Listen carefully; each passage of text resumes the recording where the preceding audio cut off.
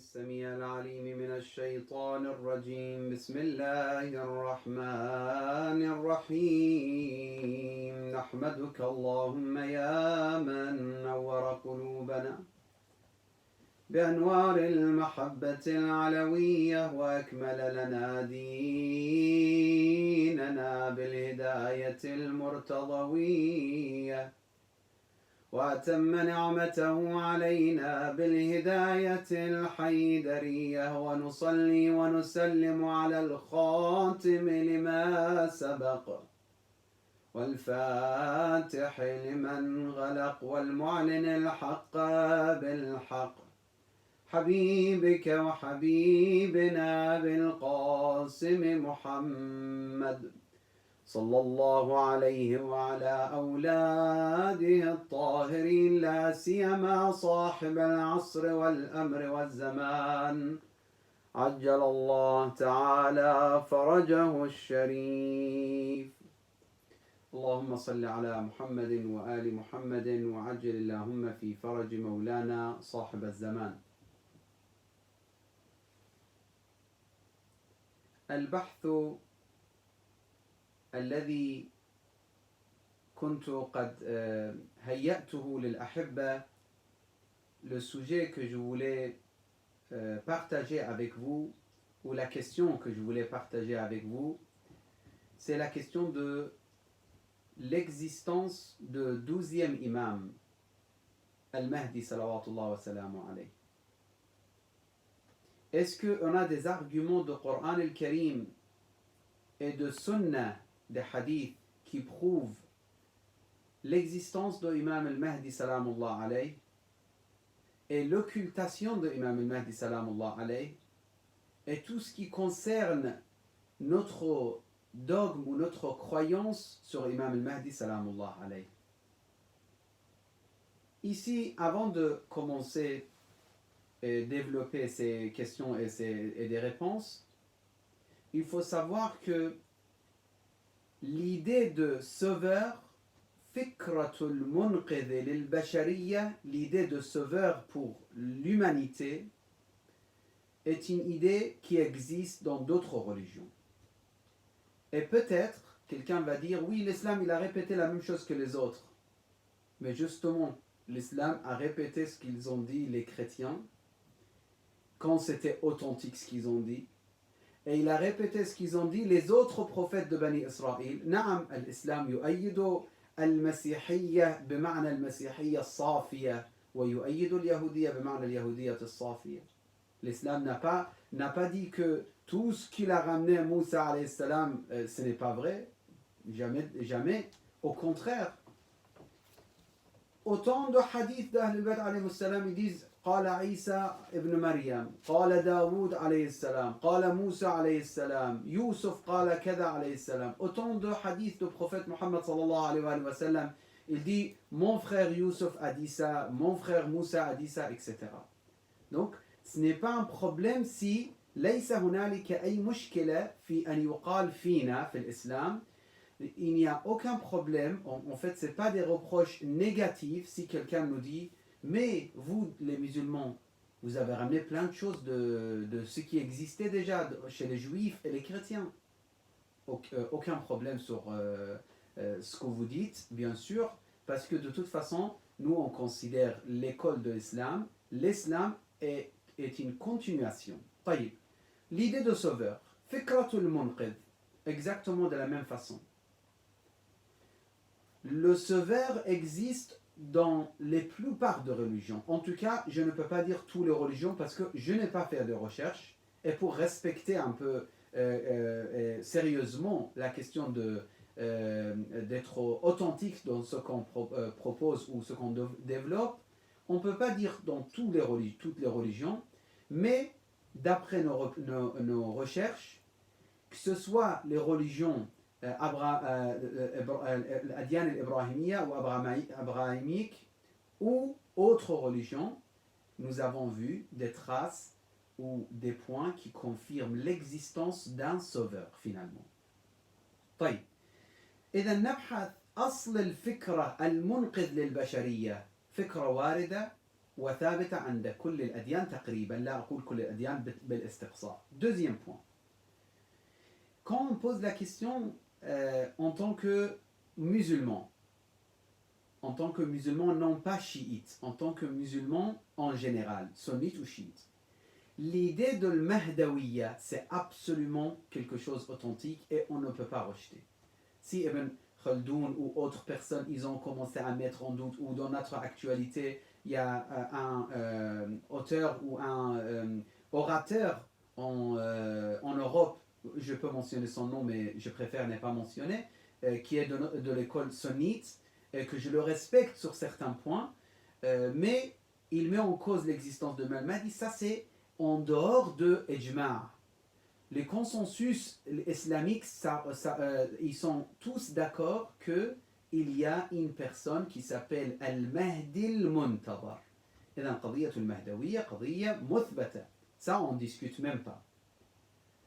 Et encore, l'imam al-Mahdi, il est déjà né, et c'est le fils de l'imam al-Askari, salawatullah wa salamu alayhi. C'est une idée également impossible de rejeter chez tous les imamites, que ce soit akhbari ou usuli. N'importe quelle branche de l'imamite, que ce soit traditionnaliste ou rationaliste, etc., tous ils sont d'accord sur la naissance de l'imam al-Mahdi.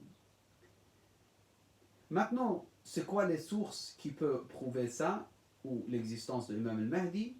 Nous, on ne peut pas, avec 20 minutes qu'on a devant nous, développer toutes les questions autour de cette question, ou toutes les questions qui tournent autour de ce sujet de Imam al-Mahdi, salamullah alayh. Mais il y a quelques points que je voulais développer avec vous. Premier point.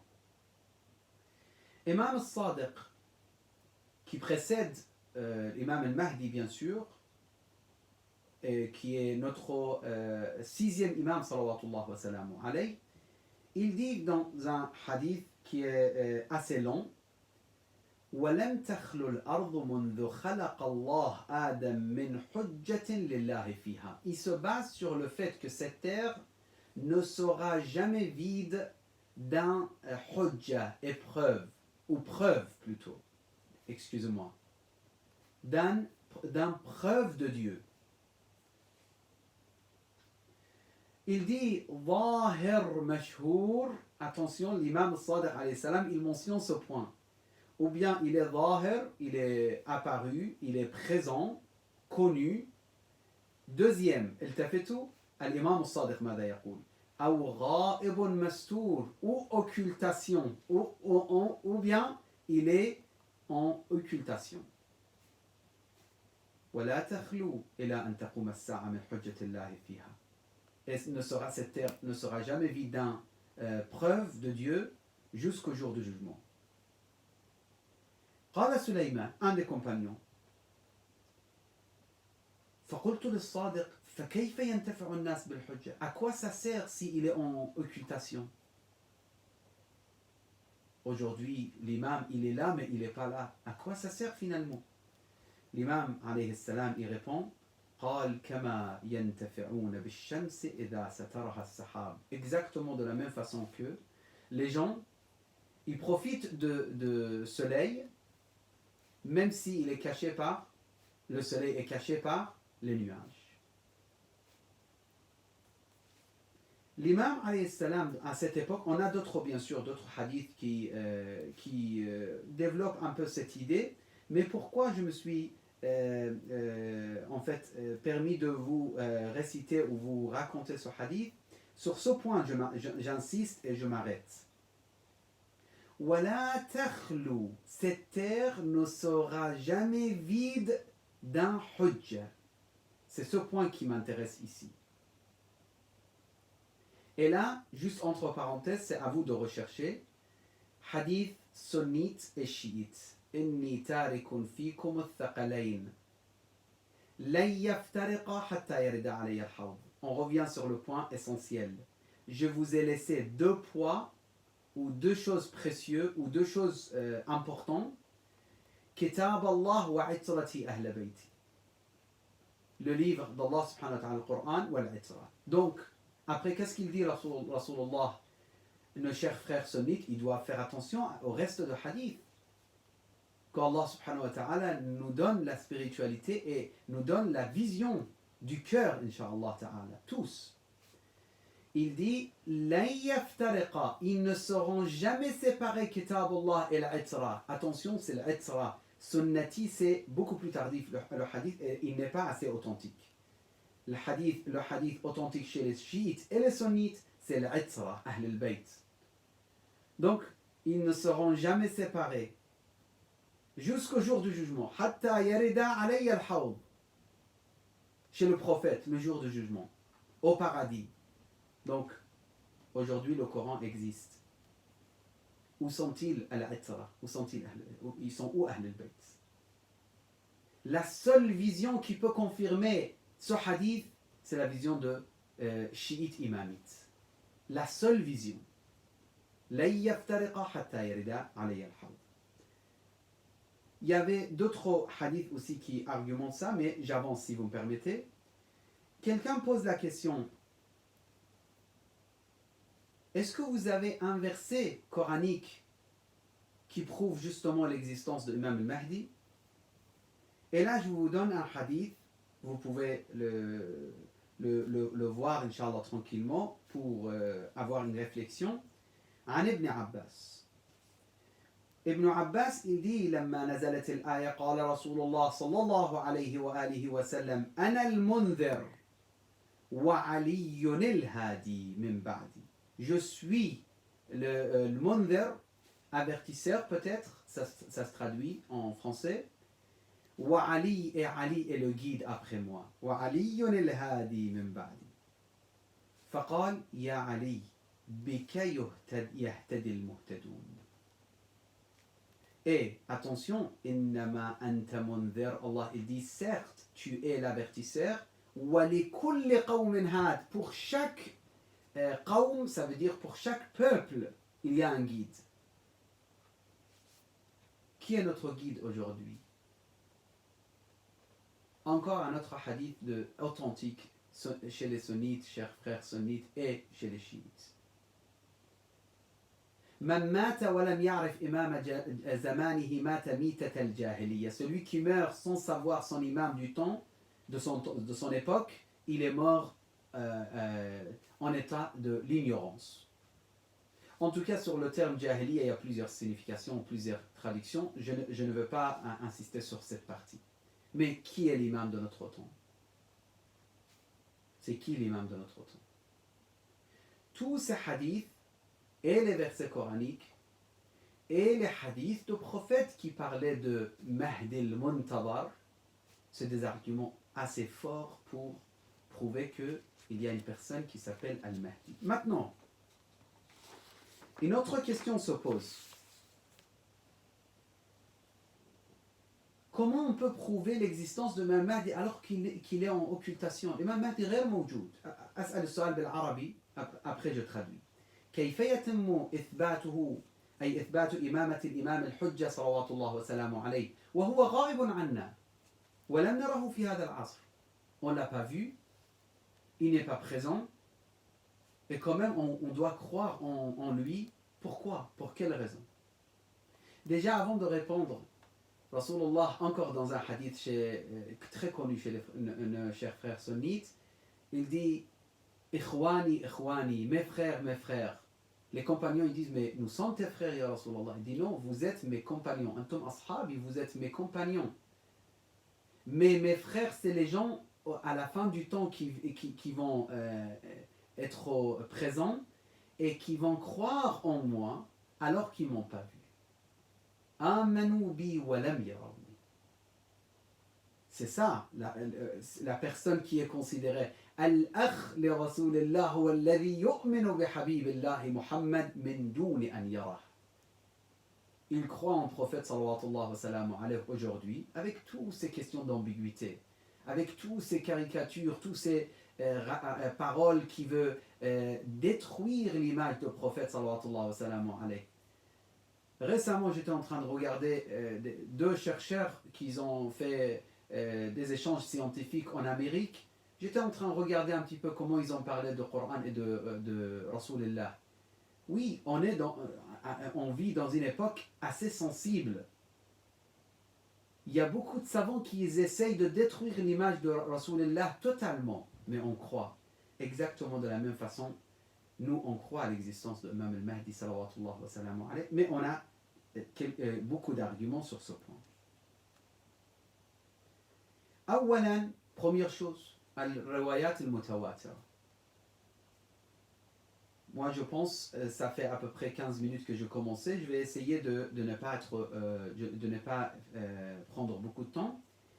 Tout d'abord, al-riwayat al-mutawatira, pour prouver l'existence de 12e imam, pas le Mahdi. Al-Mahdi, c'est mutawatira chez sunnites et chiites, chez tout le monde.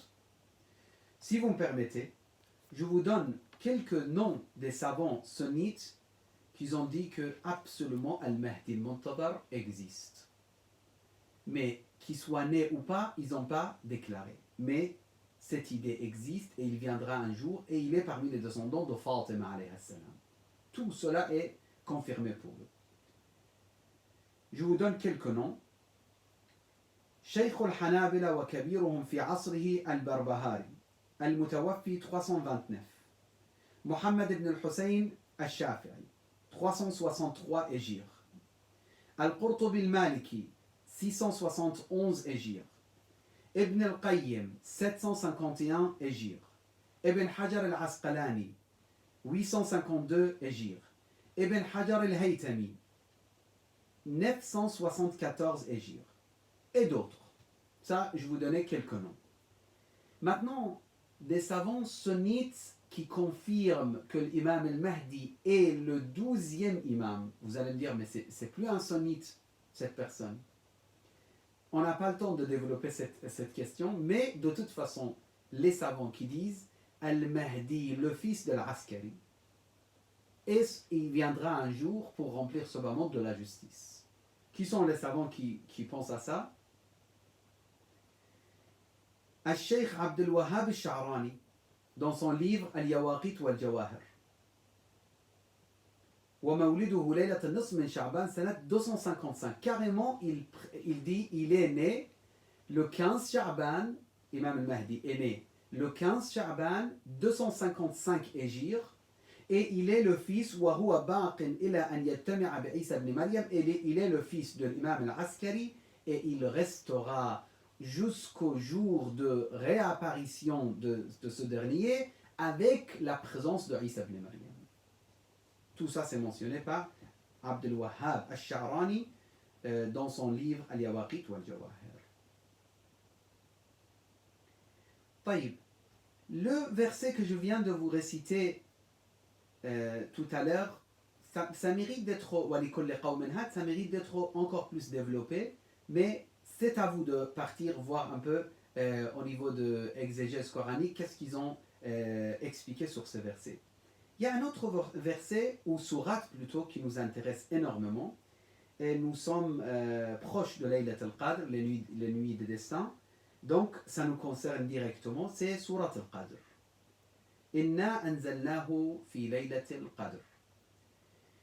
Imam al-Sadiq nous rapporte un hadith en disant Kana Aliyun, Amir al-Mu'minin disait beaucoup. Il disait Ijtama at-Taymi wal-Adwi, deux compagnons, c'est à vous de chercher qui c'est qui exactement. Ils étaient présents chez le prophète sallallahu alayhi wa sallam. Et le prophète lisait ce sourate. Il lisait cette sourate Inna anzalnahu fi laylat al-Qadr avec beaucoup de spiritualité et beaucoup de méditation et tawajjuh. Après, ils se sont posé la question, les deux compagnons, ils ont dit Ma ashadda riqqataka li hadhihi as-sura. Pourquoi tout cet amour ou cette, on va dire, sensibilité pour cette sourate, ya Rasulallah? Rasulallah, il répondait لما رأت عيني ووعى قلبي ولما يرى قلبي هذا ولما يرى عفوا قلبي هذا من بعدي. Il dit, je vois des choses après moi. Il se passe des choses après le départ de notre prophète sallallahu alayhi wa sallam. Après le prophète, il dit وما الذي رأيت وما الذي يرى. قال فيكتب لهما في التراب تنزل الملائكة والروح فيها بإذن ربهم من كل أمر. Les anges descendent بإذن ربي avec l'autorisation d'Allah بإذن ربهم من كل أمر. ثم يقول هل بقي شيء بعد قوله كل أمر فيقولون لا. Le prophète il dit après avoir dit le verset min kulli amr, est-ce qu'il reste quelque chose? Ils ont dit non, il ne reste rien. Min kulli amr, ça y est, c'est kulli amr. Fayaqoul, le prophète encore, il rajoute, vous savez sur qui ça descend? Il descend les anges. Sur qui il descend? Ala man? هل تعلمان من المنزل عليه بذلك? Sur qui il descend le malaïka? على من تنزل الملائكة؟ فيقولان أنت يا رسول الله. Ils vont dire les deux, c'est sur toi ya Rasulullah, ils vont descendre. Le prophète dit oui. Après il dit, est-ce que, attention chers frères et sœurs, vous devrez faire attention à cette partie. Rasulullah il dit, هل تكون ليلة القدر من بعدي? Est-ce qu'il existera un autre ليلة القدر, nuit de destin, après moi? فيقولان نعم. Ils vont dire oui, il existera.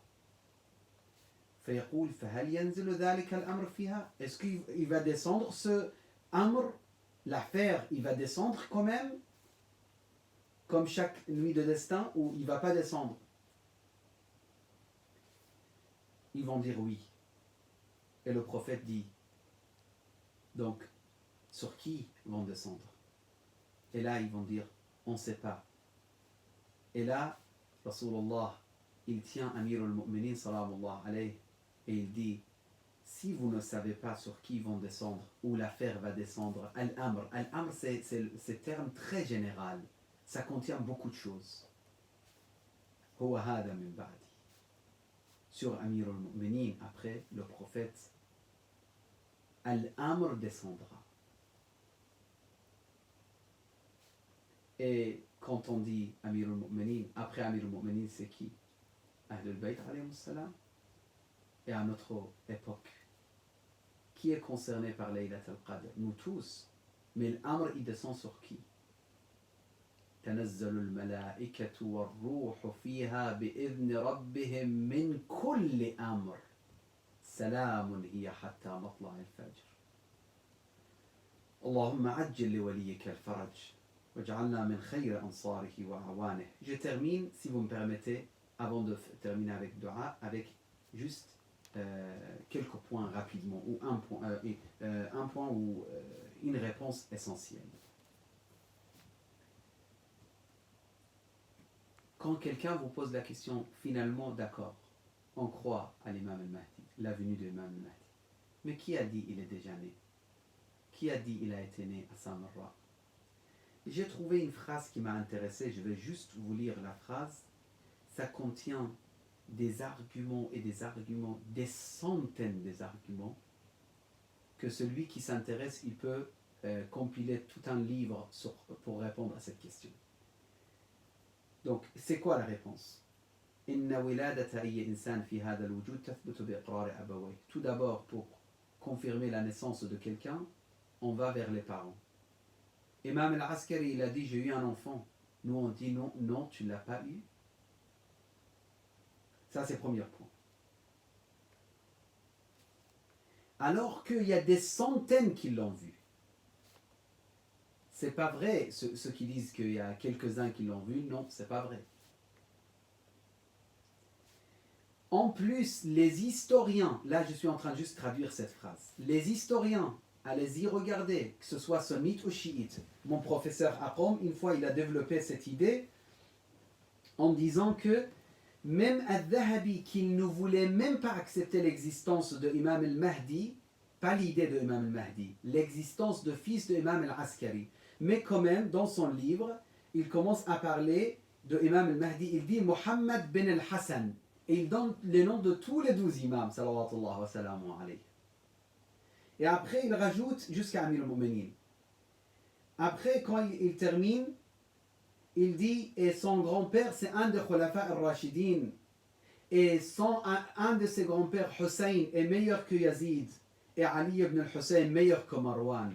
Je ne sais pas pourquoi il rajoute ces points-là à Dhahabi, mais regardez les historiens, il y a beaucoup d'historiens qui confirment la naissance de l'imam al-Mahdi, salamullah alayhi. Déjà la question de Samarra, pourquoi aujourd'hui on a le mausolée de l'imam al-Askari, Aslan, une autre question, pourquoi l'imam al-Askari à Samarra? Qu'est-ce qui s'est passé? Pourquoi il était parti là-bas? Pourquoi il était dans champ de guerre et de militaire, ou je ne sais pas comment on va dire, comme prison? Pourquoi? Ils avaient peur de quoi? Ils attendaient quoi exactement? Pourquoi les poètes à l'époque de Imam Rada parlaient de, justement, l'imam al-Mahdi? Et ça c'est authentique, sunnite et chiite. Pourquoi toutes ces traces, des centaines de traces qu'on retrouve dans l'histoire? Et en plus de tout ça, on a des paroles de Imam al-Mahdi. On a des wukala de Imam al-Mahdi. On a des savants qui ont rencontré Imam al-Mahdi. Et on a des arguments avec lesquels j'ai commencé notre parole. J'ai dit, cette terre ne sera jamais vide de preuves d'Allah subhanahu wa ta'ala. Et je termine également avec l'idée qui développe le fait que les 12 imams, avec leur nom précisément, ils ont été mentionnés dans les hadiths de Ahl al-Bayt, que ce soit Imam al-Sadiq ou autre imam. Et même on a un hadith de Jabir qui parle de Rasulullah, qu'il avait mentionné le nom des 12 imams, salawatullah wa salamuhu alayhim ajma'in. أسأل الله سبحانه وتعالى بحق هذه الليالي من شهر رمضان أن يجعلنا من خلص خدام المهدي وجنوده وأعوانه وأنصاره وصل اللهم على سيدنا محمد وآله الطيبين الطاهرين.